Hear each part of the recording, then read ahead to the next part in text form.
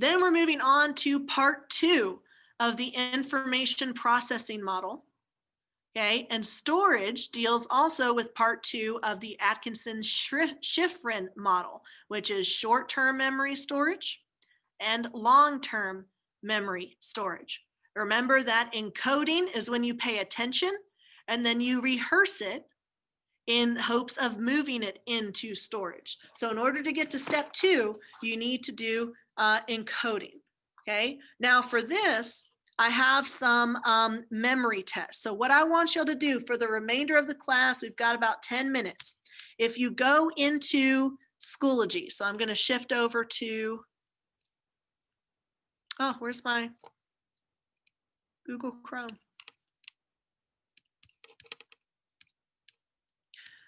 Okay, here it is. If you go into Schoology and click on Unit 5, underneath the video by Hank Green, there's Memory Test Warm-Up 1 and Memory Test Warm-Up 2. I want you to complete those memory tests, and then we'll be done for today. Okay, what's for homework? Your ID terms. So if you've already completed your ID terms that are due Thursday, then you're good. Maybe you want to start on your AP Central quiz or your Part 2 Unit 4 ID terms. Okay, so that's your work for the last 10 minutes of class. Warm up number 1, warm up number 2, and then work on your homework. Okay, so we left off with the last class going over those warm-up activities where it tested your memory, your short-term memory, whether or not you had to rehearse information to hold it longer or to chunk the information to hold it longer, and the digit span that you had, which is going to be 7 plus or minus 2. So real quick, we're going to do a review of how do we make our memories. Well, first we have to pay attention. We have to pay attention to our sensory memory or our working memory. And there's 2 types of sensory memory. You have the visual and the auditory. What do we call those?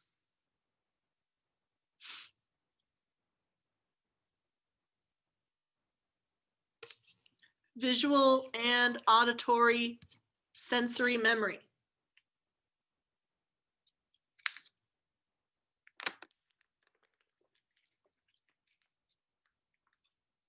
Are they 2 of your 6 senses? Yes, but those 2 senses are specifically iconic and echoic. Good.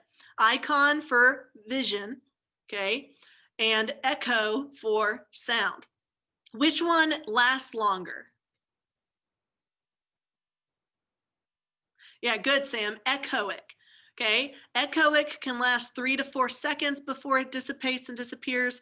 Iconic can last for tenths of a second before it disappears. Remember, that's when we had the memory trace where you see that after image on the slide before all of it disappears. In order to move that into storage, into short-term memory, you have to rehearse it. Now that can be automatic encoding or effortful encoding. Automatic encoding is more situational. Like if I asked you, what did you eat for breakfast this morning? You didn't sit and study with with note cards saying, okay, bacon, eggs, cereal, right? Or nothing. I eat sadness for breakfast when I wake up, right? You didn't have to study and actually record it in your mind. It was just automatic. You're like, yeah, let me think for a second. I had cream of wheat, or I had a bagel, right?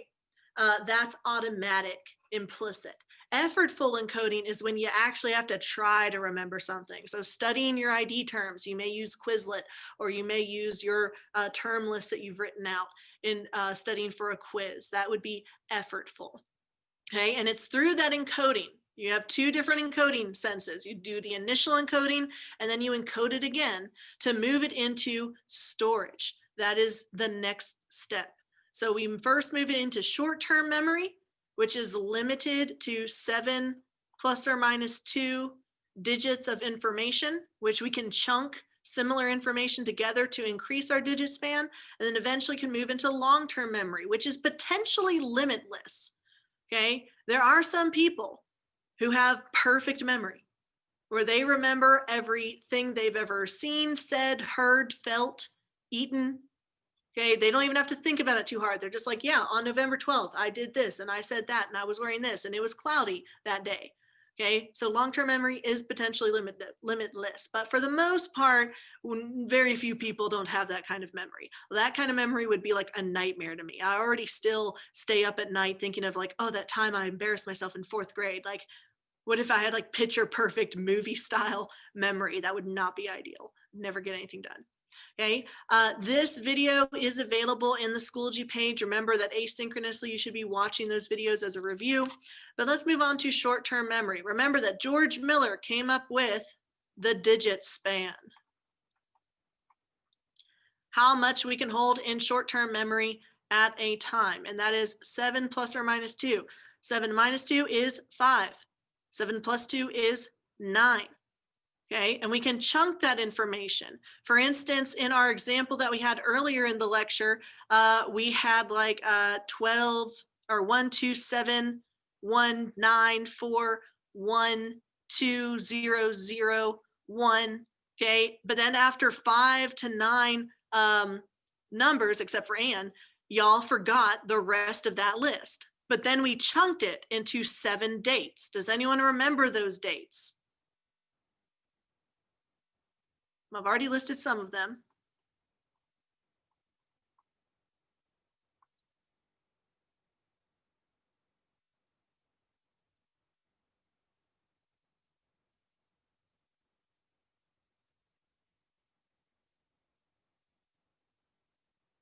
And you remember any of those historical dates?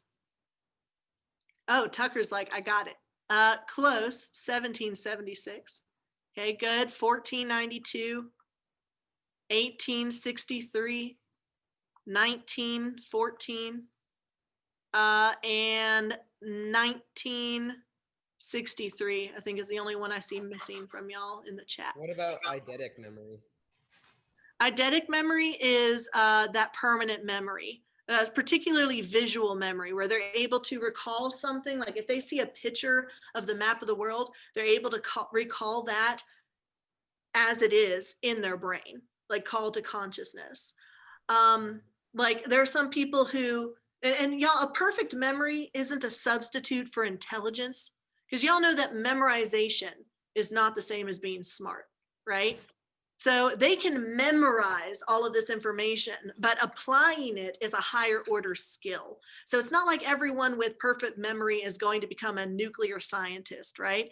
So for instance, if they're taking a test, if they're taking a just straight up recognition test, like a multiple choice test, they may remember, oh, on page 212 of the AMSCO book, that bolded word was audiencias, and that's 12 to 15 judges that supported the viceroy and were the highest judicial body in the New World. All right, now they could bring up the page and see it and read it, not in front of them, but in their head. Okay, and some of y'all may have some of that a little bit where you're like, okay, I remember the page number, but I don't remember the word. I don't remember anything useful from that. Okay, that's the type of eidetic memory that we're talking about. I actually realized fairly recently that I don't, okay, so people see things different ways. How many of y'all can see things in your head? Like if you thought about what something looked like, you can see it. Yeah, I see some people nodding. I cannot. So how many of you can't see it? Because I can't. Nobody? Okay, just me. Sorry, brain broke. Yeah, so I can't see images. If someone like was like, oh, bring up an image of your cat Jimmy. Like I know what a cat looks like, but I can't see his face in my head. Okay, so just how different that works. But that's a good question, Gavin. Now, with the chunking, okay, rather than remembering 31 separate digits, we are able to use semantics. We are able to use meaning in order to remember 7 different dates, 1, 2, 3, 4, 5, 6, 7. Okay, that enabled y'all to remember all 31 of those digits rather than just the 5 to 9 that we would see if we put them all together in one continuous row. Okay, and Anne even used that chunking in that she created 3 different layers, 3 different lines in order to do that same thing. Now, which part of the brain, which part of the limbic system deals with memory?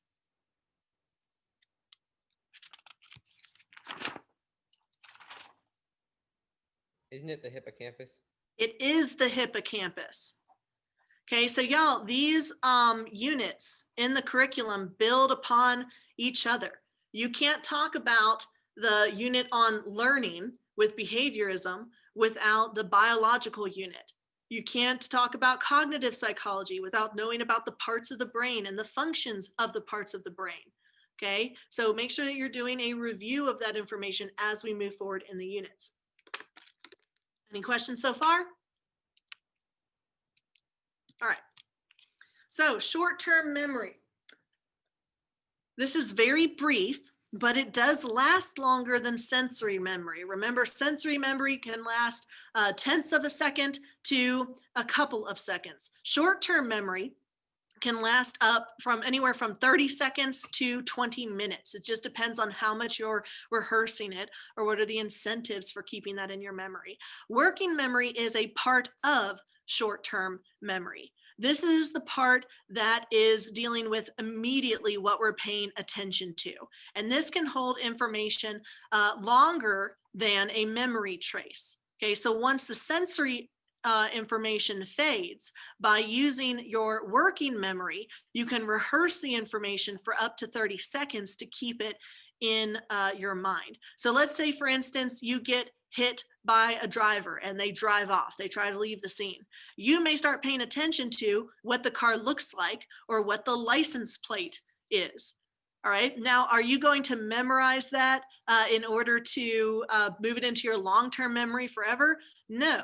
Once you get some numbers off that license plate, you're going to start looking for a piece of paper and a pencil to write it down. Once you write that information down, do you keep rehearsing it? No, you get rid of it. You don't need it. You need to clear out that space for other stuff that's more important. Okay, so this is temporary. Okay, once you form those neural connections, you can either strengthen them or you can discard them. Okay, if you continue repeating the information, that neural connection increases and it becomes permanent, thus moving into long-term memory. If you stop repeating the information, it disappears. Okay, just like if you're trying to get that license plate number, if you write it down, poof, it's gone. Okay, you no longer need to focus on it. This is going to move us over from the information processing model, which is step 1, encoding. Step 2, storage. And step 3, retrieval, to the Atkinson Shiffrin model, also known as the multi-store model, which has 3 steps. Number 1 being sensory memory, which remember is echoic and iconic. It can be effortful or automatic. It holds impressions very briefly and it disappears very quickly. That memory trace disappears. And then you have short-term memory, which you can use chunking to help increase the amount of information you can hold in your short-term memory. But again, it is vulnerable to interference or interruption. Okay, if you're trying to think like, okay, I need to go to the kitchen, but then something distracts you on the way to the kitchen, you may forget what you went to the kitchen for. How many of you have ever done that? You walked into a room and you're like, why did I do that? Yeah, okay, that's from interference with your short-term memory. Okay, you forget because something else distracted you. Okay, then if you practice short-term memory enough time or you rehearse that information, it gets moved into long-term memory, which is potentially limitless. Okay, but in order to move information into long-term memory, it needs to be encoded and rehearsed, sometimes multiple times or over a period of time. Good so far? All right, so how do we move it from short-term to long-term? Beyond just the initial encoding, you have to encode again. Encoding is the process of moving into step 2, okay? Encoding and then step 2, storage, before it goes into step 3 of retrieval. Your short-term memory disappears if you don't repeat the information. You have to rehearse it and repeat it if you want those neural connections to become strengthened through the process of long-term potentiation.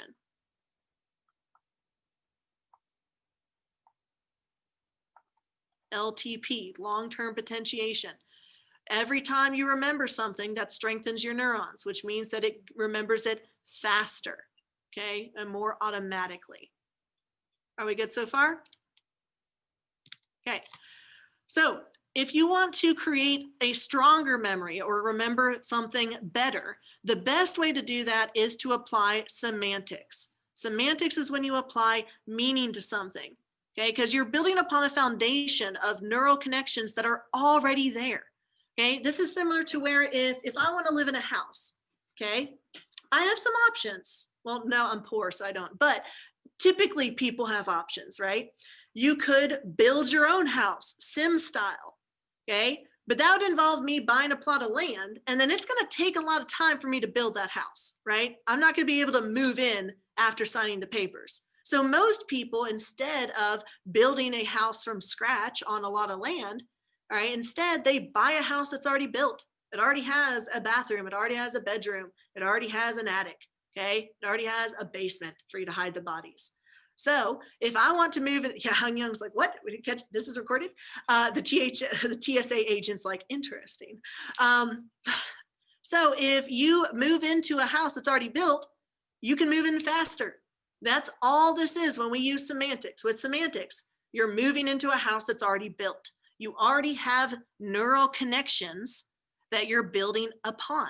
So this creates a huge network of interrelated memories based on meaning. So instead of using bottom-up processing, where you're relying on your senses, okay, and then building up to an idea, you're starting with an idea and connecting it to other ideas, okay? For instance, in learning a foreign language, we have a phonetic alphabet in English. And so it's going to be a lot easier for me to learn Korean, which is phonetic, than it would be for me to learn Chinese, which is not phonetic, it is glyphic. Or if I'm learning Spanish, y'all, Spanish is going to be a lot easier for me to learn than Mandarin, because there are some cognates in Spanish that are similar to words in English, okay? I'm trying to think of some off the top of my head. Now I'm having a blank. Not gato. What's a cognate in Spanish that sounds like something in English? Oh, interesante. Okay, if I see the word interesante, I think, oh yeah, interesting. Because I already have a foundation in English of interesting, interessante, done. Okay, although that can lead to some false cognates, like the word embarazada in Spanish. Embarazada sounds like, oh, embarrassed. Does anyone actually know what that word means? Doesn't it mean like pregnant? It does mean pregnant, which I guess could be embarrassing depending, right? But that's a false cognate. As a native English speaker, I may see that and I think, oh, they're embarrassed. And like, no, they're actually pregnant. Or in Korean, for instance, the word for yes is it ne? And the word for no is ani, if I remember correctly. But ne sounds a lot like no. Okay, so that's why I always have to stop and I'm like, wait, it's the opposite. Okay, to try to figure out what is being said. Okay, short-term memory and encoding. Okay, short-term. Here are some methods to better your memory. So if you're trying to think of like, how do I study better for class? How do I study for the AP exam? Here are 6 methods that you may want to utilize. And this is also in the tips for studying that I've had in the extra resources folder since the beginning of the class. For instance, some of this you may already be familiar with, like mnemonic devices. For instance, who can name all the colors of the rainbow?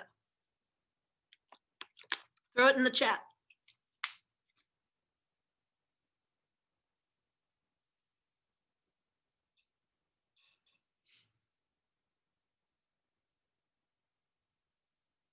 Yeah, I didn't ask for the mnemonic device, Nathan. Okay, but you are right. It is Roy G. Biv. Okay, so you may think, oh yeah, colors, that's easy. Red, orange, yellow, blue. But then when you get to the end of the rainbow, it's like indigo and violet, that's just purple. That's just, it's different types of purple. Although when we talk about language acquisition, we're also going to talk about how due to different cultures and different genders, we get different ideas and the way we interpret our environment. For instance, women can see a lot more colors than men, not because men are colorblind, but because we are able to differentiate between different shades of color. Like if I was like, showed you two colors, like this blue and this blue, guys might be like, that's the same blue. It's like, no, clearly this blue is a cool tone and this blue is a warm tone. Like even when we're finding our foundations, there's ivory and then there's cool and then there's warm and there's sun-kissed, or different colors of lipstick. Okay, they all have different names. The biggest challenge in my life as a woman, I don't want to speak for all women, but you may have some of this in common, is finding a red lipstick that works for you. Nathan's just like, I know what you're talking about. And it's like, okay, are you borrowing the wig again? Or, but yeah, finding a red lipstick that actually matches your face. Okay, the struggle is real, y'all. And also figuring out a way to not get that lipstick on your teeth. That's also a problem. So Roy G. Biv. Some other examples of mnemonics include, if any of y'all read music, I don't, so I don't know what this is. Every good boy does fine, EGBDF, I don't know, can't read. But you may find that more useful. Homes, identifying the Great Lakes. Okay, can y'all do that based on that mnemonic device, HOMES? Go ahead and name some in the chat. See any Scholars Bowl kids?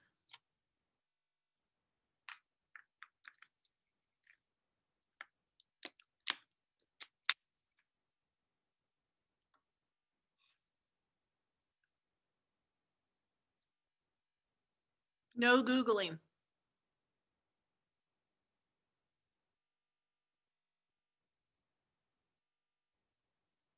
Okay, Huron, Ontario, Michigan, Erie, and Superior. Good. Though Huron's with a U. Heron is a type of bird, a bird with very long legs. So yeah, exactly. If you'd asked me before I had this PowerPoint, what were the 5 lakes, the 5 Great Lakes, I would have no clue. I would have absolutely no clue. I'd be like, Salt Lake City? Okay, but now that you have a mnemonic device, it's a lot easier for you to remember those. Please excuse my dear Aunt Sally. That's the order of operations. Okay, so what do each of those letters stand for? And please don't say the letter M stands for math. That's not correct. Order of operations, math.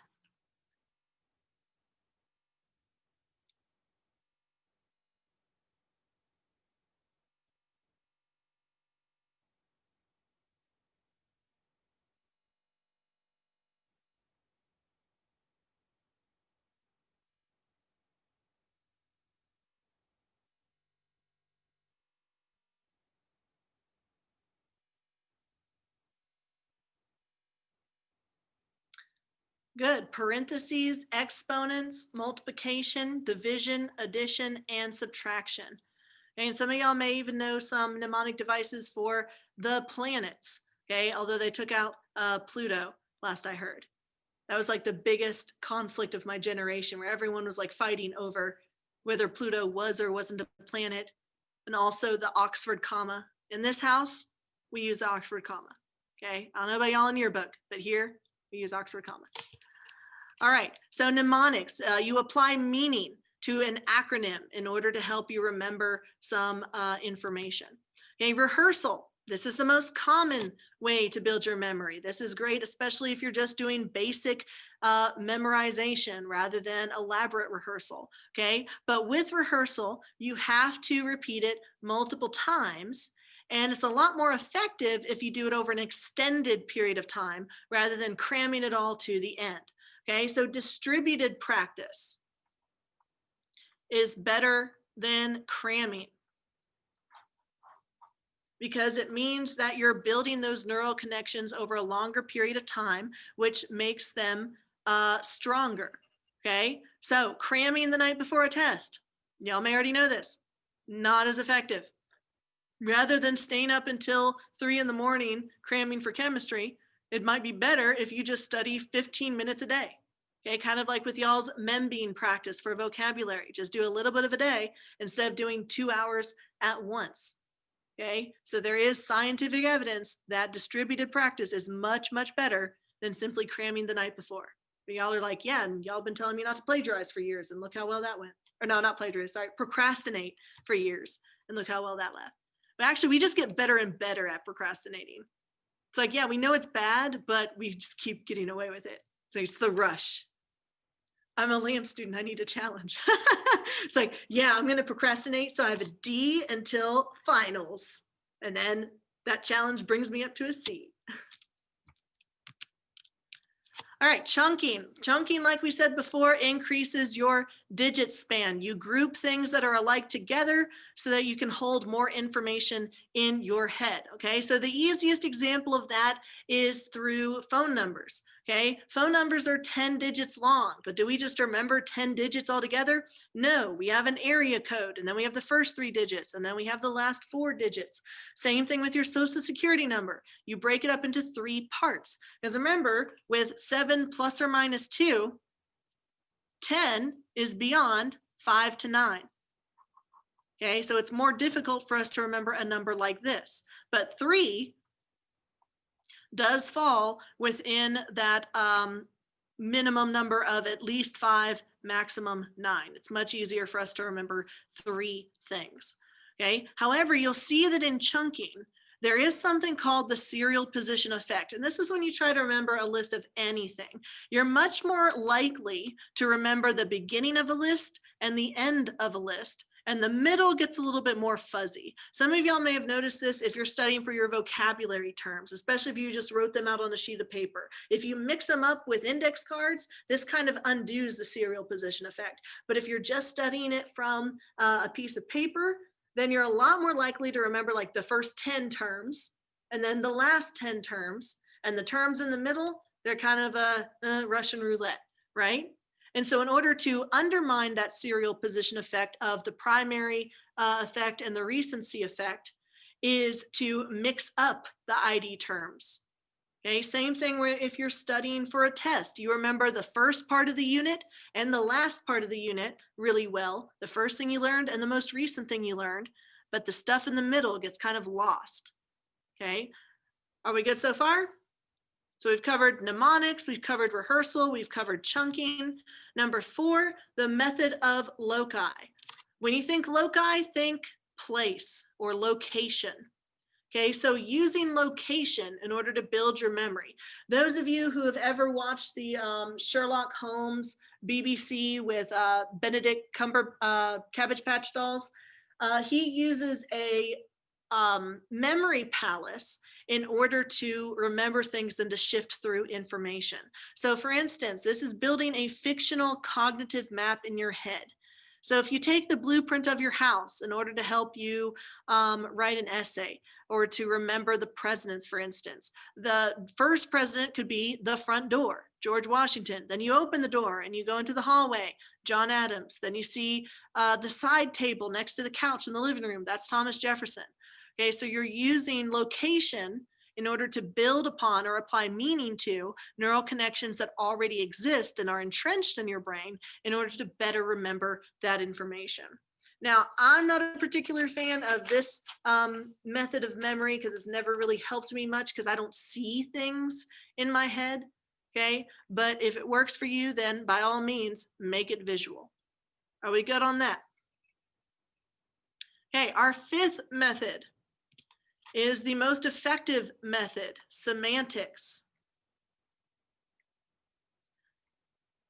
Applying meaning to something. James Madison is at the top of the stairs is such a menacing statement. That's better than having Taft at the top of the stairs, I guess. Whose phone numbers do you tend to remember?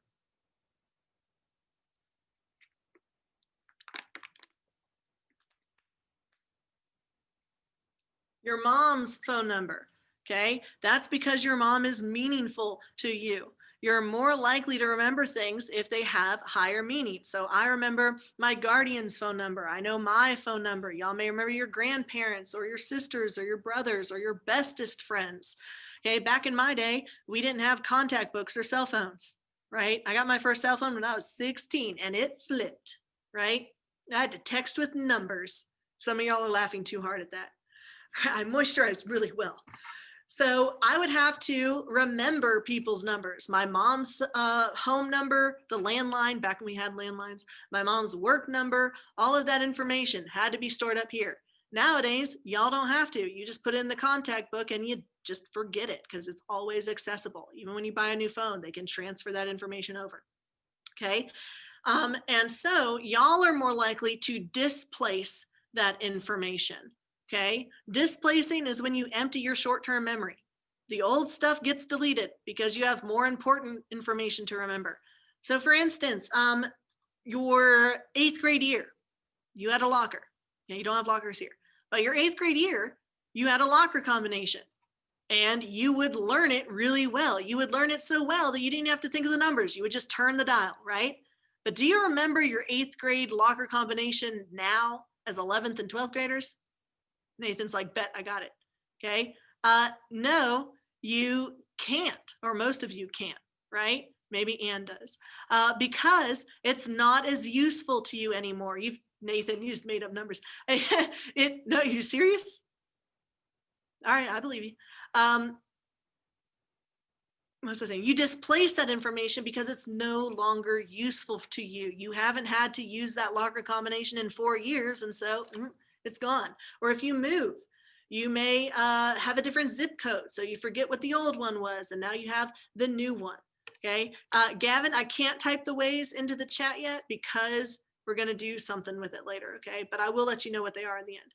Okay, so displacing is replacing the old memory, especially short-term memory, because it's no longer useful.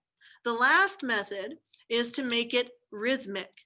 Okay, so we've used songs in education to remember different things, like in 1492, Chris Columbus sailed the ocean blue, or the thalamus is a grand station. It sends and receives information, or the preamble of the Constitution, we the people in order to form, yeah, it slaps, right?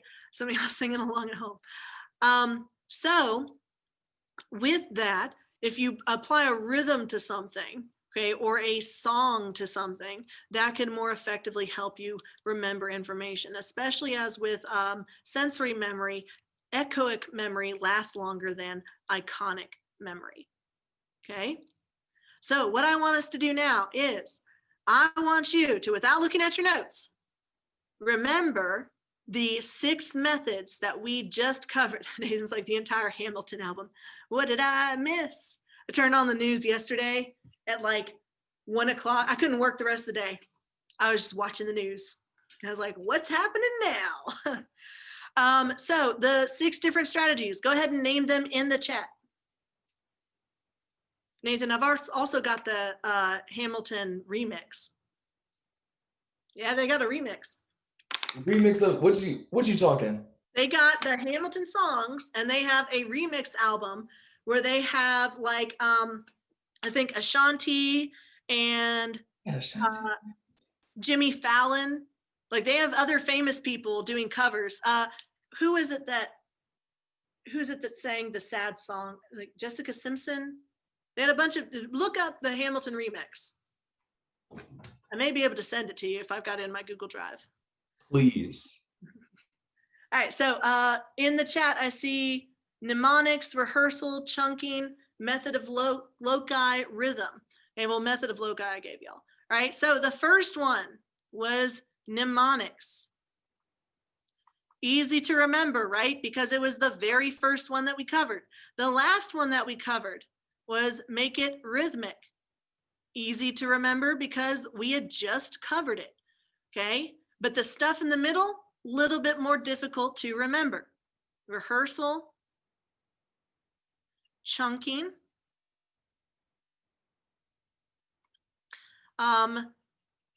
method of loci, and then what was the one in between method of loci and rhythmic? It's the most effective.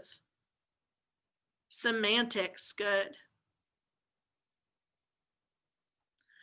Okay, so we just saw an example of The serial position effect. We remember the stuff at the beginning and the stuff at the end really well. Stuff in the middle, a little bit fuzzier. Are we good so far?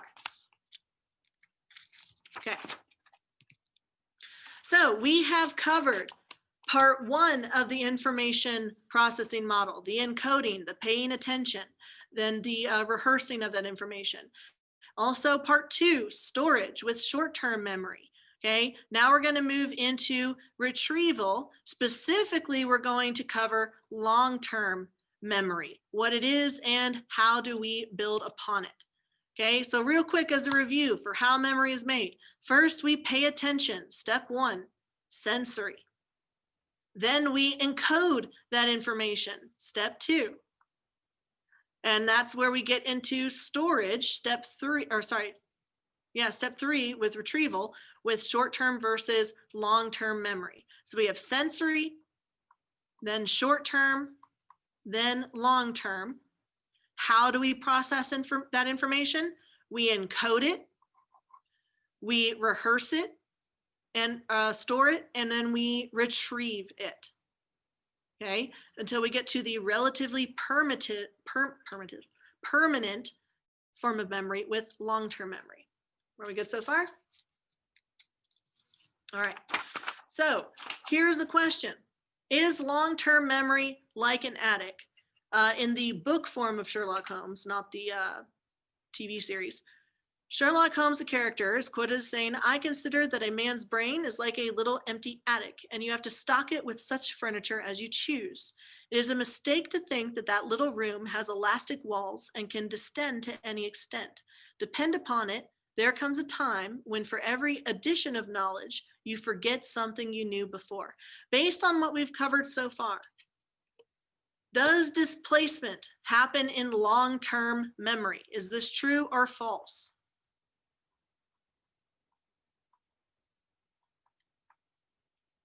My brain is like an attic, empty and dusty. No thoughts, just vibes. Good, Nathan, it is false. Okay, there is no evidence that displacement happens in long-term memory. Long-term memory is potentially limitless. And it kind of makes sense, right? Like you may not remember every single thing ever at that very moment, but there could be something that cues your memory or reminds you of something. Just because you're not thinking about your cat every single minute of the day doesn't mean that you forgot about the existence of your cat, right? You have object permanence at this point.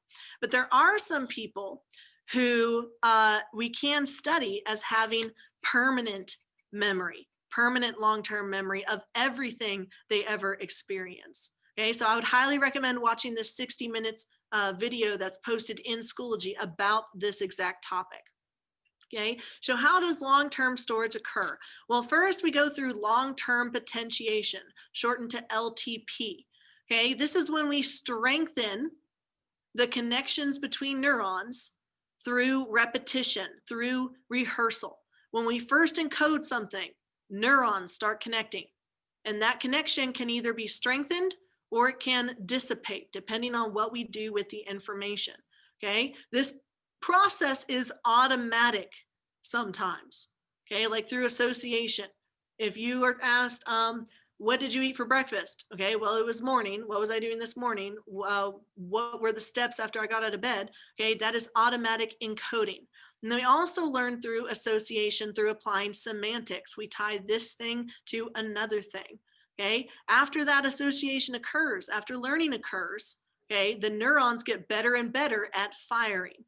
So the more you rehearse something, the better you are at remembering, which is why y'all are super familiar with the alphabet or super familiar with the multiplication tables. Although, full disclosure, I did not learn all of them, right? I'm a little iffy on the 7s and the 8s. I'm really good at 10 and 11 and 9. So when you do something embarrassing, does that go into long-term memory? In my case, yes.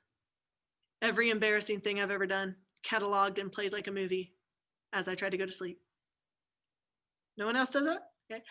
You do have some drugs that can block the connections being made between your neurons, but also, like Matthew points out, emotions, which remember are part of the limbic system, the hippocampus, are closely related to the memories that you form.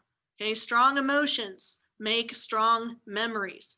So that's where we get flashbulb memories, like traumatic events can trigger this encoding a lot more strongly than just random commonplace events. Adrenaline and other stress hormones like corticosteroids help boost your learning, sometimes even when you don't want that to occur. Okay. We also have shallow versus deep processing. Shallow processing is exactly what it sounds like. You are not learning to apply, you're just learning to memorize. So shallow processing is basic memorization. It disappears very quickly. Okay, if you memorize the periodic table just for the test and you cram it the night before, then as soon as you're done with the test, you get rid of that information. You're just like clear cookies, right? Until the final comes along and you're like, ah, snap. Okay, deep processing is elaborate rehearsal, meaningful rehearsal, where you link new information with information that you already know. By making those connections to yourself or to real life events, you help move things into long-term memory. Okay, so that's why in class I often refer to memes or events that are occurring in real life so that you can better recall that information. For instance, there was something, I forget even how we came up with talking about it, but we were talking about on the 1st of January, Mitch McConnell, no, it was the 2nd of January, Mitch McConnell's house was vandalized. Nancy Pelosi's was vandalized too, but Mitch's was vandalized. Well, on Twitter, the Cheeto mascot, Chester the cheetah, had posted, you know, those corporations, he posted a picture of him in an airplane, a cartoon, and saying, I'm flying to Kentucky for ... reasons, right? And that was on January 1st. And then January 2nd, Mitch McConnell's house is vandalized with like, where's my money? And so everyone was like, oh, it's gotta be, here's the cheetah. He said he's going for reasons. He's gonna go beat up Mitch McConnell. Okay, and I don't know how we got onto that. I think it's because we were talking about how memes connect to things that we're learning. Okay, maybe it was like hindsight. So by doing that, we're more likely to remember that information. So like when y'all did your memes in my history class, okay, you're more likely to remember the information that you memed simply because you had to go through that process of creating that project and relating it to something that you were already very familiar with. Okay, deep processing through elaborate rehearsal plus semantics is more AP level. So shallow processing is memorization. Okay, basic memorization, you're not applying it. You're not doing higher order thinking. Deep processing is what we do in AP. Okay, you don't just get a test in an AP history class that's like, here's the vocabulary terms, match it to the correct definition.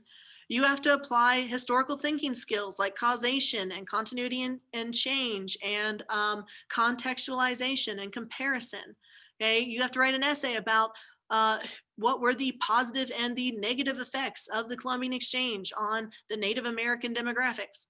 Okay, you have to write a whole essay. You can't just memorize and vomit something from a book. Okay, that is AP, that is deep processing, analysis, okay, and elaborate rehearsal. Are we good so far? All right, there are two types of long-term memory. You have explicit versus implicit, okay? And no, it's not the explicit that you're thinking of. Declarative memory is the same as explicit memory. They're just synonyms talking about the same thing, okay? Implicit is non-declarative because you don't have to say anything, you just do. Okay, explicit is facts and experiences. Okay, that can include episodic experiences, meaning episodes in your life, the first day of kindergarten or what you ate for breakfast. Semantic refers to facts. So if you know who the first president of the United States is, that's semantic. That's not something you had to experience for yourself. And that is effortful processing in most cases. So if you're trying to remember semantic facts, then you're going to be using effortful processing. Okay, implicit is different. This is procedural, often skill memory or muscle memory. Knowing how to tie your shoes, that's implicit. Knowing how to ride a bike, knowing how to throw a ball. Okay, muscle memory. You don't have to declare it. You don't say, oh, I know how to tie my shoes. You simply do it, you show it. And that is more automatic processing, and it can last for extended periods of time. Does anyone need this slide before we move on? Okay, so first, the type of explicit memory. Flashbulb memories are emotional memories where you have what is considered very clear memory of what happened during that event. Although flashbulb memories aren't actually as accurate as people assume them to be. Like eyewitness testimony has been proven to be ineffective by Elizabeth Loftus. We often are suggested to remember things a different way than what they actually happened. So don't think that, oh, flashbulb memories, that means that everything is 100% accurate for what happened. Okay, it's just that either a historically significant memory or a traumatic memory from our stress hormones is better encoded in our brains because of the presence of that adrenaline and those hormones. For instance, 9/11, I was in 4th grade, but I don't really remember much of that event because as a 4th grader, I didn't know why it was important. Yeah, I do remember Michael Jackson's death. I remember when that happened and where I was, or the death of John Paul II, the Pope. Okay, those are the events where it's like, oh, it stays in your mind. I don't think y'all were alive during 9/11, were you? Yeah, no. So this, not a flashbulb memory for y'all. Okay, you didn't even exist then. I saw something funny online the other day where someone, Sam's like, I'm an egg. Someone was getting ID checked at a gas station. They were buying alcohol, and the person said to them like, oh, I know you're good because you got a 1 in your birth year. And there's like, wait a minute. That's right. If you're born in 1992 or 1999, you're all officially 21. 2020 has begun. Now from now on, they start with their birth year in the 2000s. That's the ones they got to ID check. If they see that ID and they see a 1 at the beginning of the year, they're just like, okay, old. And I was just like, oh God, I am getting older. I'm getting close to middle age. All right, then with episodic memory. This is memories that are specific to your life, like your wedding day or your baptism or your first day of school. Okay, episodic memories are going to be different for different people. Okay, flashbulb memories, that could be an episodic memory, like if you were held at gunpoint and robbed. Okay, that could be both flashbulb and episodic. Okay, but typically can include good things as well. Are we good on this slide? Okay, and the way I remember episodic memory is I use semantic memory. I think, oh, episodes of a TV show, events that occurred. Okay, episodic episode, episodes of my life. Semantic knowledge is just knowledge that you know, like facts. Okay, what semantic knowledge is indicated here? I saw Tucker said it. The mitochondria is the powerhouse of the cell. Okay, who's the first president of the United States? That's semantic memory. What is this called between neurons? The synapse. The synapse or the synaptic cleft. Yeah, all of those are facts that you learned in school. Okay, so y'all take a minute and in the chat, first list a flashbulb memory that you have, then an episodic memory example for you, and then a semantic memory. Go ahead and give a personal example for each of those.